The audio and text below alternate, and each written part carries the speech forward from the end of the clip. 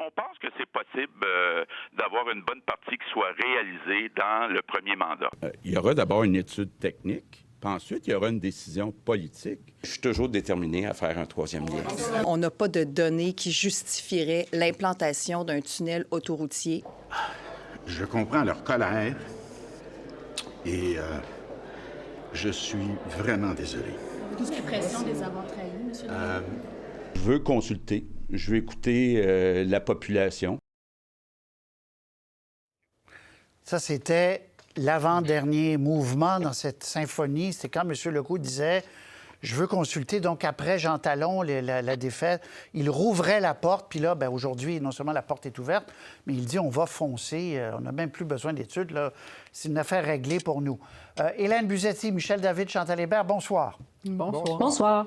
Petit tour de table. On va réentendre M. Legault, mais quand même, petit tour de table. Est-ce que vous êtes encore surpris ou c'est pas votre métier d'être surpris et que on n'est peut-être pas au bout de nos surprises dans ce dossier-là? Hélène?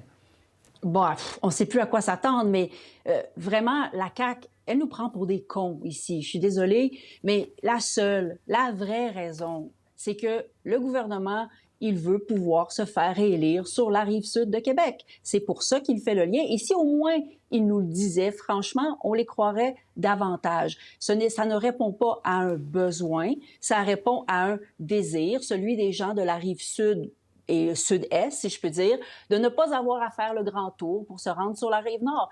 Qu'on nous le dise comme ça, plutôt que de s'accrocher à un argumentaire fumeux, celui de la sécurité, qui, il y a à peine un an encore, ne faisait même pas partie de l'équation pour Mme Guilbeault. Oui, c'est un nouveau concept. Et Michel? Oui, bien, je pense qu'on n'a même pas besoin qu'on nous le dise. Il suffisait d'entendre la conférence de presse de ce midi et l'entrevue que Mme Guilbeault vous a donnée pour voir que c'est de la bouillie pour les chats, tout ça. C'est cousu de fil blanc. Là. Elle fait dire à la Caisse de dépôt des choses que la Caisse n'a jamais dites. On lui propose, M. Duclos, sans faire une proposition, a suggéré qu'on pourrait peut-être abaisser le tablier du pont de Québec pour faire passer les camions. Mme Guilbeault a balayé ça comme si c'était de la fantaisie, de la foutaise. Non, vraiment, tout le monde voit bien le jeu du gouvernement et c'est pas édifiant. Chantal? C'est non seulement pas édifiant, mais c'est quelque part un peu inquiétant parce que là, c'est devenu un acte de foi, une religion. Et tous les arguments sont bons. On n'a pas besoin de preuves. On a demandé des études. Les études montrent le contraire. C'est pas important parce qu'on y croit. Et moi, j'écoutais, c'était presque surréaliste, le bout sur « on va aller chercher de l'expertise internationale », comme si ça allait être une garantie d'un travail qui ne pourrait pas être fait et prévu par des ingénieurs québécois. Il n'y a rien de magique à aller chercher de l'expertise internationale. Demandez aux gens de Montréal qui vivent avec le stade olympique. Il y avait un air de déjà-vu là-dedans, dans l'acharnement. Là, c'est de l'acharnement thérapeutique. Bon, c'est sûr que ça peut se faire. La question, c'est pourquoi? Oui, bien à quel coût? Quand vous dites c'est sûr, c'est pas ça. Oui, mais quand on regarde le tracé, j'allais dire proposé, mais il n'est pas vraiment encore proposé parce qu'il n'y a pas d'étude de faisabilité. Mais à l'est, là, juste avant l'île, ce qu'on voit, c'est profond, là. C'est compliqué. Il y a des marées. Il n'y a pas tant d'expertise sur la planète qui peut dessiner un pont comme ça. Mais je vais vous faire entendre M. Legault. Et vous allez voir, il y a deux extraits, mais on l'a mis sciemment, parce que le deuxième, vous allez comprendre que là, lui, en tout cas, il ne veut plus reculer. On écoute. C'est un projet dont on parle depuis très longtemps. Comme premier ministre, c'est le genre de dossier où, peu importe la décision, il y a du monde qui vont chialer. Donc, pas un dossier facile, mais il faut avoir l'humilité, quand c'est nécessaire, de revoir une décision. Allez-vous étudier certaines choses avant de vous lancer? Et si oui, est-ce que ça peut est-ce que ça peut clore le projet? D'abord, il n'y aura pas d'autres études là, économiques ou d'achalandage. Je pense qu'il y en a eu assez. Mais notre intention, notre engagement, c'est de faire un pont à l'est. Donc, peu importe, il y a un pont. Oui. La CAQ est dans un tel degré d'improvisation que c'est dangereux. Dangereux pour nos finances publiques, dangereux pour la planification de nos transports. Puis, bien là, évidemment, ça soulève d'autres questions sur l'ensemble de la gouvernance caquiste.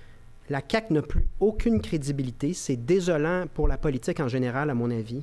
Je pense qu'il faut être à l'écoute de Lévis, mais ce n'est pas une question de sécurité économique, c'est malheureusement une question de politique.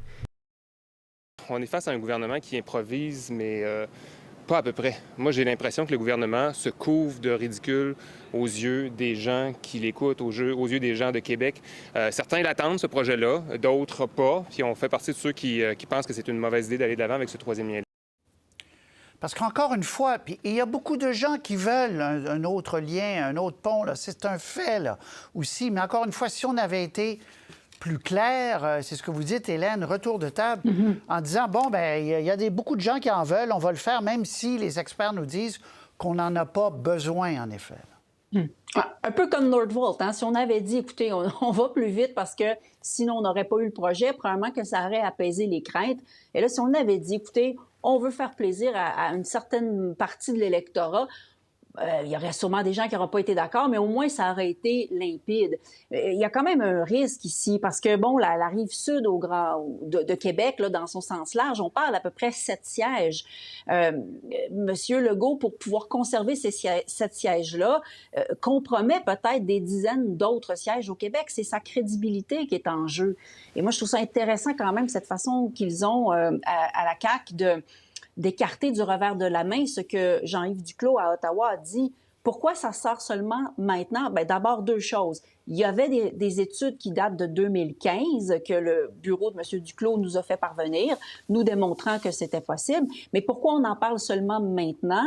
Eh bien, c'est parce qu'avant, le gouvernement fédéral n'était pas propriétaire du pont. Alors, d'envisager un abaissement du tablier qui permettrait donc de faire passer des camions de marchandises et donc de devenir le backup, là, si je puis dire, au pont Pierre-Laporte, eh bien, on ne pouvait pas envisager ça. Maintenant, on le peut. Vous en parlez, on va l'écouter, M. Duclos. On l'avait préparé, on l'a. On va l'écouter, puis après ça, je vous donne la parole à Michel et à Chantal. On va écouter M. Duclos. Et hier, il a amené il a déstabilisé un peu la journée aujourd'hui. On écoute. Le pont de Québec peut être aménagé pour faciliter le transport de camions et de SRB au cours des prochaines années. Il s'agirait de baisser un peu le tablier. C'est une opportunité qui n'était pas présente il y a quelques mois à peine. C'est juste depuis le 15 mai que le gouvernement fédéral redevient propriétaire de ce pont. Je trouve ça drôle que M. Duclos sorte ça de son chapeau. Là. Il me semble qu'il aurait pu en parler avant. Là. Mais je comprends pas. C'est ça fait longtemps qu'on parle d'un lien entre Québec et Lévis pour les camions. Oui, ils sont propriétaires. Mais bon, ils sortent ça aujourd'hui. On va regarder. Est-ce que vous convenez avec moi que c'est une solution qui pourrait vous faire économiser des milliards de dollars? Bien, écoutez, je ne peux pas vous répondre parce que c'est la première fois qu'on entend parler de ça. Chantal, est-ce que, d'après vous, la sortie de M. Duclos avait que pour but de torpiller, parce qu'eux sont plutôt transport en commun chez les libéraux à Ottawa, torpiller le pont ou c'était une vraie offre? Bien, de toute façon, M. Duclos ne devait pas s'attendre à ce qu'on saute sur son idée, puisqu'on vient de jeter du revers de la main un rapport d'experts qu'on avait commandé en disant qu'il y a eu assez d'études, puis aucune étude est allée dans le sens du gouvernement. Cela dit, je ne connais pas les intentions de M. Duclos, mais il me semble néanmoins qu'il offre une piste à explorer parce que quand François Legault parle de chialer, c'est pas juste une question de chialer, c'est une question de milliards de dollars. On n'est pas en train de parler d'un projet de 20 millions qu'il y a des gens qui vont trouver qu'on ne devrait pas faire. Et c'est un projet qui, selon moi, et je ne suis pas devin, là, mais selon moi, parti comme ces partis-là, ça va hanter la CAQ pas mal plus que le rendement électoral qu'il peut espérer de ce qui est arrivé aujourd'hui. Michel, Chantal le ressouligne parce que, je le répète, pour ceux qui n'étaient pas là en début d'émission, la CDPQ Infra a dit clairement on n'a pas besoin de pont, là, on n'a pas besoin. C'est dommage, ceux qui en veulent un, mais eux disent, pour la mobilité, on n'a pas besoin de nouveaux ponts. Et ils n'ont pas non plus dit qu'il y avait un problème avec la sécurité économique. Ils ont dit, nous avons entendu plusieurs personnes nous parler de sécurité économique. Donc, ça, c'est au gouvernement à gérer ça. Nous, c'est absolument pas notre mandat, puis c'est un concept qu'on n'est pas pour, on n'est pas contre. Je vais remettre au clair ça. Bref, rendu là, est-ce que c'est pas un chemin extrêmement difficile pour M. Legault dans les prochains mois, là? Bien, c'est évident que c'est un prétexte. D'ailleurs, tous ces gens là, qui apparemment ont fait cette remarque-là à la Caisse de dépôt n'en avaient jamais parlé avant non plus. C'est quand ils ont vu que l'argument de l'achalandage ne tenait pas la route qu'on s'est mis à en chercher un autre. Mais à ce compte-là, il faudrait doubler le pont de Trois-Rivières. Là, on parle d'un pont sur le Saguenay, il faudrait en faire 2. C'est évident qu'il n'y a pas de risque zéro. Ça peut arriver qu'il y ait un pont, qu'il y ait un incident dessus. Mais ça, écoutez, là, il faudrait doubler toutes les infrastructures. Ça n'a aucun sens. Alors non. Et quand M. Legault dit, parce qu'il a l'air de trouver que M. Duclos a essayé de torpiller sa journée, bon, qu'il donne une jambette au gouvernement Legault, je pense que ça ne déplaisait pas à M. Duclos, mais la réalité, c'est qu'il y a quand même peut-être une solution là, et que si M. Duclos n'a pas parlé, c'est parce que personne ne lui avait parlé qu'il y avait un problème de camionnage. C'est pas parce qu'il gardait ça dans sa manche secrètement, c'est parce que c'était pas un enjeu pour personne. Oui, il y a en avril dernier, ça n'en était pas un, en tout cas. Quand la CAQ a annoncé qu'il n'y avait plus de troisième lien, on n'a jamais dit « Ah, c'est épouvantable, on va mettre en péril les échanges commerciaux ». Et un expert me disait, si vraiment c'était un argument, l'insécurité économique, si le pont Pierre-Laporte est en panne, mais le vrai pont de remplacement devrait être à 50 km à l'ouest, où le fleuve est beaucoup plus étroit, où là, il y aurait peut-être une boucle à faire d'urgence, mais pas où le fleuve est le plus large. Mais bref, à voir. Des experts vont se prononcer. Pierre Poilievre, qui s'est invité dans la fête, je vous montre le tweet.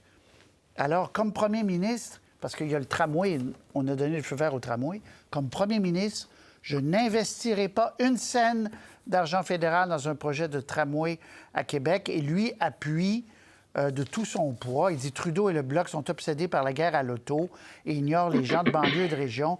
Donc, lui appuie ce projet de nouveaux liens. Alors, comment vous lisez, Michel, cette participation au débat de M. Poilievre? Bien, d'abord, M. Poilievre a monté d'un cran, là, parce que la dernière fois, de mémoire, qu'il avait parlé de ça, c'est qu'il avait dit « Je ne paierai pas pour les dépassements de coûts du projet de métro ». Là, c'est plus même les dépassements. Il ne met pas une scène dans le projet tout court. Moi, je pense que ça s'inscrit tout à fait dans la logique et dans l'idéologie du Parti conservateur. Et les banlieues, les régions, l'auto, c'est la clientèle du Parti conservateur. Alors, j'ai aucune surprise à entendre M. Poilievre dire une chose comme ça. Donc, est-ce qu'on va assister, Chantal, à une course pour signer, parce que le tramway, on y va, là. La Caisse va être le maître d'œuvre, Québec, tout ça, le financement, une course pour faire signer le fédéral avant les élections? Ça va être une vraie course. Hein? Si on imagine que les élections pourraient être juste en train de se terminer à ce temps-ci l'année prochaine, l'automne 2025 dans le meilleur scénario, mais probablement, cela dit, il y a quand même 2 messages là-dedans. D'abord, que M. Poilievre n'a pas beaucoup plus d'intérêt, même s'il en parle toujours, pour la rigueur budgétaire que le gouvernement de François Legault. Parce que lui aussi a sur la table un rapport qui dit que ce pont n'est pas justifié et même que dans certains scénarios, il pourrait augmenter la congestion automobile à Québec. Et il déclare d'emblée, là, en gros, à François Legault, « Fais-le ton 3e lien, je vais t'envoyer une partie des milliards. » C'est quand même particulier pour quelqu'un qui dit qu'il va être très sévère et très rigoureux. Ensuite, il n'y a pas seulement la Ville de Québec qui s'intéresse au transport collectif. C'est également le cas dans la plupart des grandes villes au Canada. Et quand on lit le tweet de M. Poilievre, en clair, c'est le transport collectif, il dit littéralement, c'est faire la guerre à l'automobile que de faire plus de transport collectif.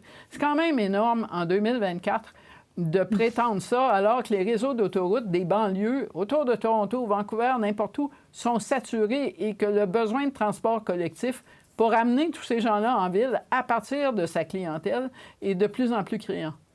Hélène. Moi, ce que je trouve quand même intéressant, c'est à quel point le discours de M. Poilievre varie selon qu'il part d'un sujet ou d'un autre. Cette posture qu'il prend aujourd'hui sur le tramway, elle est très différente de la posture qu'il prend dans un autre dossier, celui du logement. Rappelez-vous, une des promesses qu'il fait, c'est qu'il va punir ces méchants maires incompétents s'ils ne réussissent pas à construire des logements autour des stations de transport en commun. Hein? Il dit, je vais retenir des fonds destinés au transport en commun si vous ne densifiez pas autour de ces stations afin que les gens puissent avoir une option, qu'ils puissent aller vivre en ville, qu'ils puissent circuler avec le transport en commun. Alors, dans certaines circonstances, il semble être d'accord avec la densification et le transport en commun, mais là, lorsqu'on est dans le dossier, j'ai besoin de gagner des sièges à Québec, au Québec, ah ben là, tout d'un coup, il change radicalement son discours. Il faut quand même le noter. Il a aussi parlé là, que ce tramway représenterait une dépense de 28 000 $ par famille de la Ville de Québec. Bon, c'est un calcul complètement artificiel là, qui repose sur absolument rien. Il a fait une division, mais je lui soumettrais que le troisième lien, qui a été estimé à plus ou moins 10 milliards, ben ça représenterait, selon son calcul, une dépense de 25 000 $ par famille. C'est pas beaucoup mieux. Oui, et ça, c'était l'autre projet. Le pont, on n'a aucune idée. On n'a pas le commencement d'une étude de faisabilité. Est-ce que, je rappelle, le fleuve, c'est quand même un défi. Bon, très bien. Est-ce que à Québec, je reviens là, sur cette conférence de presse et la suite des choses, là, quand même, j'imagine que vous êtes d'accord que là, ils ne changeront plus d'idée. Ils vont mourir avec ça, mais ils ne changeront plus d'idée, Michel. Là. Non, je pense qu'ils ne changeront plus d'idée d'ici la prochaine élection, mais ça ne veut pas dire, un, que le gouvernement va gagner son élection, et deux, qu'ils ne changeront pas d'idée après l'élection, si jamais ils sont reportés au pouvoir. Là, écoutez, il n'y a plus rien qui me surprend là, dans ce dossier-là. Mais bon, disons que jusqu'à l'élection, ça me semble, il faut prendre pour acquis que le gouvernement va foncer, là, tête baissée dans ce projet-là. Mais ceci étant dit, moi, je ne suis pas du tout certain que ça va être aussi payant qu'il le croit. Il y a, oui, quelques circonscriptions autour, sur la rive sud de Québec, mais vous savez, sur la rive nord de Québec, c'est beaucoup moins unanime et il ne se rattrapera pas nécessairement en disant oui au tramway parce que peu importe le parti qui va prendre le pouvoir la prochaine fois, il va y avoir un tramway. Alors ça, sur la rive nord, je pense qu'il ne gagne rien et sur la rive sud, il n'y a pas que le troisième lien là, comme enjeu. Il y a beaucoup d'autres enjeux au Québec là, qui vont intervenir à la prochaine élection. Oui, c'est pas le seul vecteur qui va décider du résultat électoral. Puis encore une fois, il y a des gens qui sont très pour, puis c'est tout à fait légitime, un troisième lien, qui n'ont pas aimé les flip-flops, qui n'ont pas aimé le manque de clarté. Combien il reste de temps? Chantal, vous êtes à Ottawa? Oui. Et je veux quand même le souligner parce que vous êtes à Ottawa pour une raison. Vous allez recevoir demain un des prix les plus prestigieux en journaliste canadien, le prix Michener. Alors, je voulais vous féliciter devant Ça ne sortira pas du Canada, j'ai compris. Ça ne sortira pas. Donc, bravo, Chantal. On est fiers de vous. Merci. C'est gentil. Bravo, effectivement. Bravo, Michel, Hélène, Chantal, à très bientôt. Au revoir. Au revoir. Au revoir.